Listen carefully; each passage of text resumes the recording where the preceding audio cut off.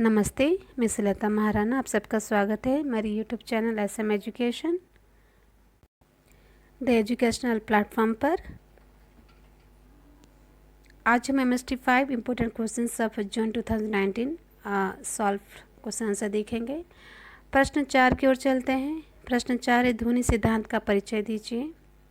उसके उत्तर को पढ़ते हैं। आनंदवर्धन को ध्वनि नामक काव्य तत्व के प्रवर्तक होने का श्रेय दिया जाता है। ध्वनि का स्वरूप। आनंदवर्धन ने ध्वनि का स्वरूप इस प्रकार प्रस्तुत किया है, जहां अर्थ और शब्द अपने अपने अस्तित्व को गौण बनाकर जिस अर्थ को प्रकट होते हैं वह ध्वनि कहलाता है। आनंदवर्धन ने ध्वनि के स्वरूप को समझाने के लिए कतिपय उदाहरण प्रस्तुत किए हैं। उनका कथन है, जिस प्रकार किसी अंगना के सुंदर अवयव और उनसे फूटता हुआ लावण्य भिन्न भिन्न पदार्थ है, उसी प्रकार महाकवियों का वाणी में प्रसिद्धि अवयव और उनसे अभिव्यक्त प्रतीयमान अर्थ भी भिन्न भिन्न है। इस कथन का निष्कर्ष यह है कि ध्वनि शब्दार्थ से विभिन्न तत्व है। ध्वनि लावण्य, लज्जा आदि के समान एक आंतरिक तत्व है। शब्दार्थ आधार एवं ध्वनि आधेय एवं साध्य। जिस प्रकार लावण्य के लिए अंगना के अंग की अथवा प्रकाश के लिए दीपशिखा की अपेक्षा रहती है, उसी प्रकार ध्वनि के लिए शब्दार्थ की अपेक्षा रहती है। संक्षिप्त में इसमें कहे तो वाच्यार्थ से भिन्न अर्थ व्यंग्यार्थ ध्वनि कहलाता है। इसी व्यंग्यार्थ को आनंदवर्धन ने और उनके अनुकरण में काव्य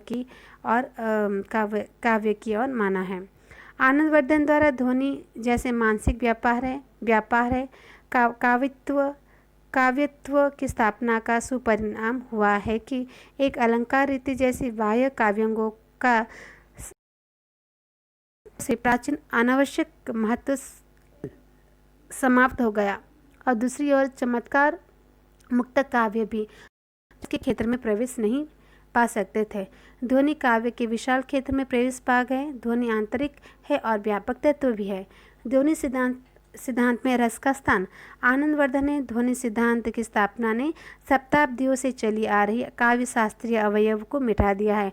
अब अलंकार, गुण और रीति जैसे काव्यांगों का महत्व सीमित हो गया है, पर इसका श्रेय ध्वनि के प्रमुख तीन में से रस ध्वनि को है, वस्तु ध्वनि को नहीं। स्वयं आनंदवर्धन अब अलंकारों का महत्व इसी में रह गया है कि शब्द में आश्रित रहकर वो परंपरा संबंध से रस का उपकार करे। गुण के ही उत्सुक धर्म घोषित किए गए तथा रीति के भी रस को ही उपकारित रूप में स्वीकृत किया गया। यहाँ तक कि दोष लक्षण और दोष की नित्य व्यवस्था का मूलधारा भी रस को ही माना गया है। रस के इस केंद्रीकरण से निस्संदेह यह भी सिद्ध हो जाता है कि आनंदवर्धन रस ध्वनि को शेष ध्वनि की अपेक्षा अधिक महत्व देते हैं। ध्वनि सिद्धांत का विरोध तथा अंततः स्वीकृति। इस प्रकार आनंदवर्धन ने ध्वनि तत्व पर समग्र काव्य को अवलंबित मानते हुए ध्वनि को काव्य की आत्मा माना, किंतु इनके पश्चात पूरे 2 वर्ष तक विभिन्न काव्यशास्त्र ध्वनि सिद्धांत का विरोध करते रहे। दशारूपकार धनंजय ने इसी तात्पर्य से अंतर्भूत किया।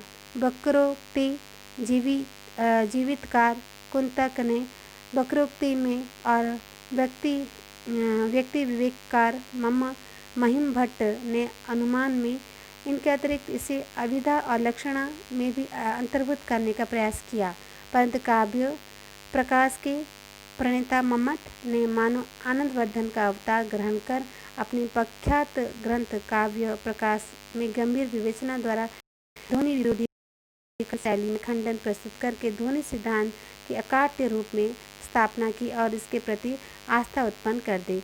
ध्वनि के प्रति मम्मट द्वारा स्थापित यह आस्था अगली 6 शताब्दियों का निरंतर बनी रही।